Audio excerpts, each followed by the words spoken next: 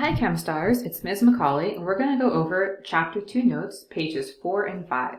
So we're going to be covering Chapter 2.2.2 derived units, and the SI units derived from SI base units. So here's your I can statement. I can define mass as the measure of atomic stuff, contrast volume, the amount of space an object occupies, and our key vocab is going to be volume, mass, weight, matter, and density. We're going to really focus on density today. Okay, so let's talk about volume. Back in math class, how did you find volume? You did length times width times height, right? So length times width times height. We've got the length, the width, and the height of a cube. So let's think about the SI system of measurement, and we know that the meter is the base. So let's visualize taking on 1 meter by 1 meter by 1 meter to get a cubic meter. That's way too big. It's not usable to use in chemistry class. So instead, let's take 1/10 of a meter. So 1 dm is 1 decimeter, and we're going to cube that. So 1 decimeter times 1 decimeter times 1 decimeter is the same thing as 10 centimeters times 10 centimeters times 10 centimeters. So why is that? Well, 1 meter is equal to 10 decimeters, and 1 meter is also equal to 100 centimeters. Okay, so how much is a decimeter? It's 10 centimeters. So 10 times 10 times 10, that's going to be 1,000 centimeters cubed, or cubic centimeters, which by definition, as we figured out in our milliliter versus centimeters cubed lab, this is 1 milliliter. Okay, so this is I said this wrong. Hold on. This is 1,000 milliliters. 1,000 milliliters, because we learned from our milliliter versus centimeters cubed lab, 1 centimeters cubed is equal to 1 milliliter. Okay, so what's our conversion here? So 1 liter is 1,000 milliliters by intrametric conversions. So therefore, 1,000 milliliters is the same thing as 1,000 centimeters cubed. 1 mil equals 1 centimeter cubed. Okay, make sure you know this conversion factor. It's important. So that's our cubic measurement in chemistry class. Let's look at our square measurements, our area. So area is length times width, and we'll be taking centimeters times centimeters and getting centimeters squared. Okay, we don't use this too often in chemistry. Just know that if we had to take like the surface area of a piece of aluminum foil, that's how we'd measure it. You wouldn't want to measure in meters, that'd be too big. What we're going to spend a lot of time looking at is density. And density is the measure of the relationship between mass and volume of a pure substance. You can think of it as how tightly packed the matter is in something. So maybe imagine styrofoam versus lead. How does it feel if you have the same size piece? Well, the lead's going to be a lot heavier for its size, and the styrofoam will be much lighter for its size. So density is mass over volume. So the mass divided by the volume. The units will be grams per milliliter or grams per centimeter cubed, because volume can be either one of those. Okay. Oh, Pickles is barking. Density is the reason why certain objects float and others sink. So if the substance is less dense, than what it's in, it will float. If the substance is more dense, it will sink. Here's a note that you want to add, please. So the density of water, pure water, H2O, is 1 gram per milliliter. Okay, if you have salt water, it's going to be a little bit different. Okay, if a substance is made of the same matter, it is called pure. Think back to chapter 1. So we have that pure substances. All pure substances have the same density. This is super important and is going to allow us to solve some problems. So we said like all gold has the same density. This is a physical property of matter, and you should be thinking about some key vocab words from last chapter. This is an intensive property. It is innate. So intensive. Ooh, if I could spell here. Intensive property of matter. That's why you can look up something's density in a chart. We're actually going to do that in our homework problems, our chapter 2 practice. Also, if you have an unknown substance, you can calculate the density and then match it back to that chart to find the unknown. Okay, so flip your page. Calculating density. We're going to do an example problem. Remember, it's the ratio of the amount of stuff per volume. It's mass over volume. It's going to be grams per centimeters cubed. Oops, this would be a centimeter. Or that also could be grams per milliliter. So let's say we have two cubes that look exactly the same. They're both shiny, they both look metallic, and they're each exactly 1 centimeter by 1 centimeter by 1 centimeter.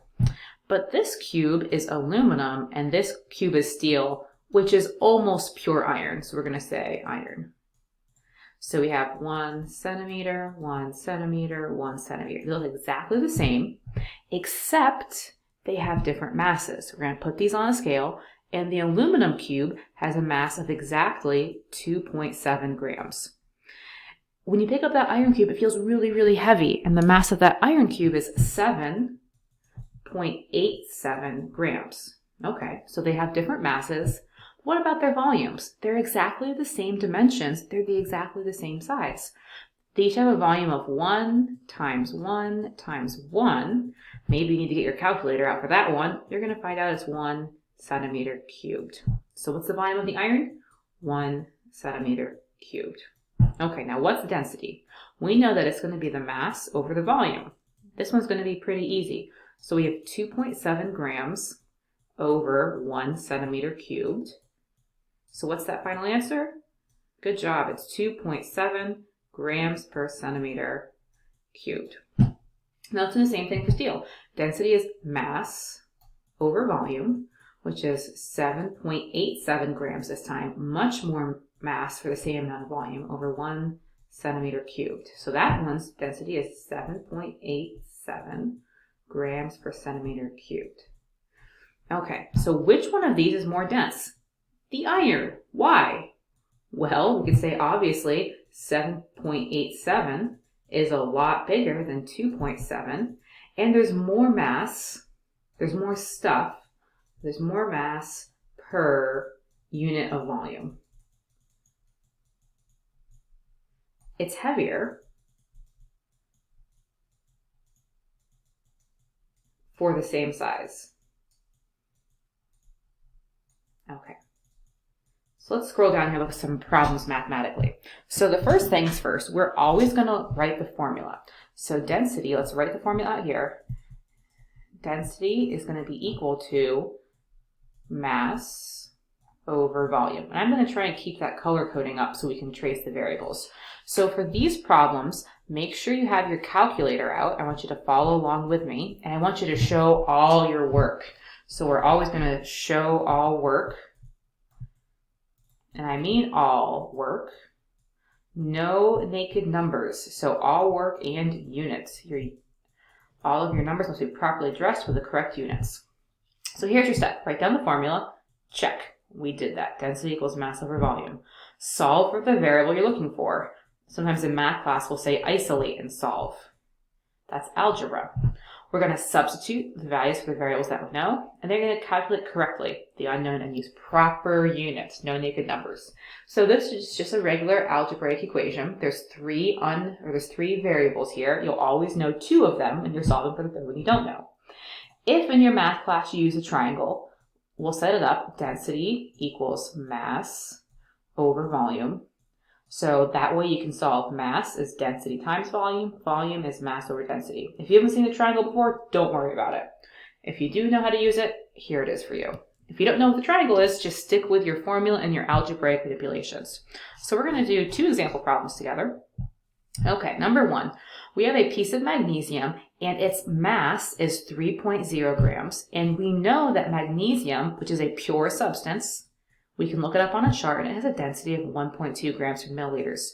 So they're asking us, what is the volume? See how I diagram that question? We want to label what we know. So we know mass, we know density, and volume is a question mark right now. So first step, write down the formula. Density equals mass over volume. This recommends you isolate and solve first. You can plug in your numbers first. You can flip-flop around first. I don't really care as long as you get the final answer at the end. So we have to, I want to plug in and solve first. So density, I know is 1.2 grams per milliliter, and that's going to be equal to 3.0 grams, that's the mass, over the volume, which we don't know. So how do I get volume up on top? Well, I need to do the same thing to each side. So if I want to get it out of the denominator, I need to multiply it on each side. Okay, so I'm going to get volume times 1.2 grams per milliliter. It's going to be equal to, now what happens right here? Volume times volume, it cancels out. It's going to be equal to 3.0 grams. Am I done yet? Nope, I need to isolate and solve. So volume, to get it alone, all I'm doing is I'm going to divide each side by 1.2 grams per milliliter. Divide this side by 1.2 grams per milliliter. And I'm going to come up over here. Volume is equal to, well, I can't do that one in my head. So let's get our calculator going. Okay, so we're looking, this is canceling out. Volume is 3.0. Divide by 1.2. 2.5. So my volume is 2.5, and we want that units to be, hopefully, in cubic centimeters or milliliters. Let's check. Okay, let's look at the units. I have a gram over a gram, that cancels. And it's over a milliliter. So right now I've got 2.5, 1 over a milliliter. Well, that looks kind of weird. Okay, this is okay. Here's why. This is a little algebra trick. Okay, if you remember back in math class, what happens if we have 1 over a fraction? So let's say, for example, we have 1 over 4. Do you remember what that identity is? Here, let's try it on a calculator. Okay, 1 divided by 4. Oops, that didn't work. I need to get some parentheses. Okay, let's just say 0.25. 1 divided by 0.25, that's what a quarter is.